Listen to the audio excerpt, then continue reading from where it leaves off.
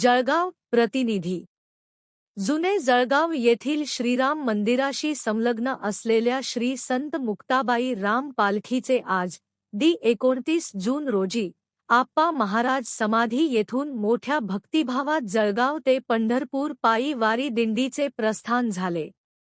तब्बल 151 वर्षांची अखंड परंपरा लाभलेल्या या पालखी सोहळ्यात वारकरी, महिला, युवक आणि ज्येष्ठ भाविकांनी उत्स्फूर्त सहभाग नोंदविला. ज्ञानोबा तुकाराम आणि रामकृष्ण हरीच्या अखंड जयघोषात पालखीला भावपूर्ण निरोप देण्यात आला. टाळमृदंगाच्या गजरात भगव्या पताका फडकवत वारकरी पंढरीच्या दिशेने मार्गस्थ झाले.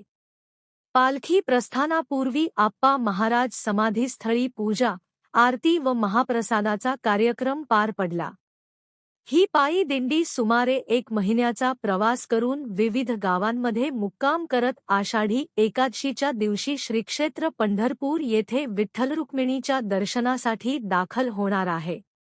वारकरी संप्रदायाची परंपरा, भक्ती, समता आणि समाजप्रबोधनाचा संदेश जपणारी ही पालखी जळगाव जिल्ह्याची सांस्कृतिक व आध्यात्मिक ओळख मानली जाते. यावेळी याप्रसंगी जळगाव शहराचे खासदार स्मिताताई वाघ, महापौर दीपमाळा काळे यावेळी उपस्थिती लाभली. पालखी सोहळ्यासाठी परिसरातील भाविकांनी मोठी गर्दी केली होती. पालखीच्या प्रस्थानाने जळगाव शहरात भक्तिमय वातावरण निर्माण झाले असून वारक्यांना भाविकांनी शुभेच्छा देत उत्साहपूर्ण निरोप दिला.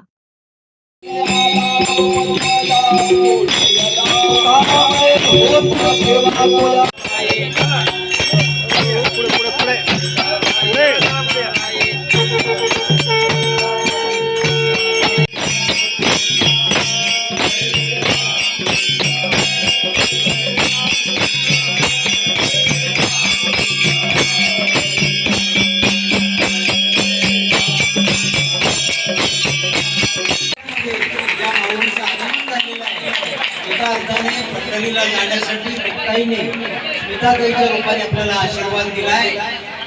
आपली खात्री आहे की गादीपती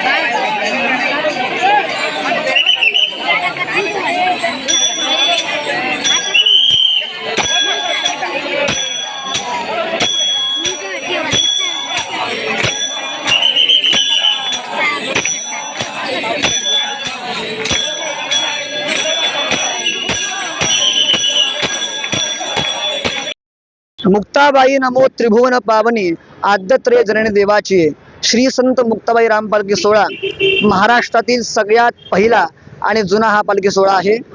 1794 पासून आदिशक्ती मुक्ताबाई या जळगावातून सद्गुरू आप्पा महाराजांनी त्या ठिकाणी सुरुवात केली.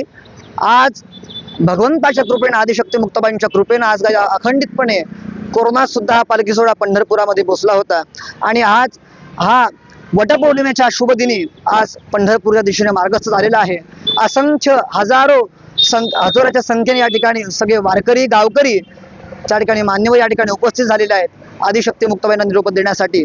आणि सुरुवातीपासून ब्रिटिश काळापासून आपल्या त्या सरकाराकडून, जिल्हा परिषदकडून या ठिकाणी आरोग्य पथक असतं ते आज सुरू आहे.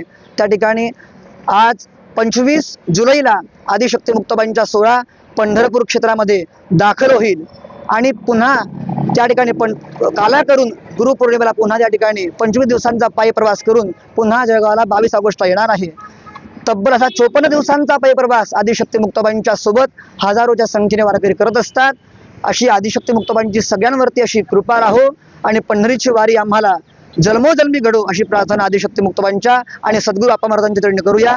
पुंडलिक वरदा हरी विठ्ठल, श्री ज्ञानदेव तुकाराम, आदिशक्ती मुक्ताबाई की, सद्गुरू आप्पा महाराज की जय.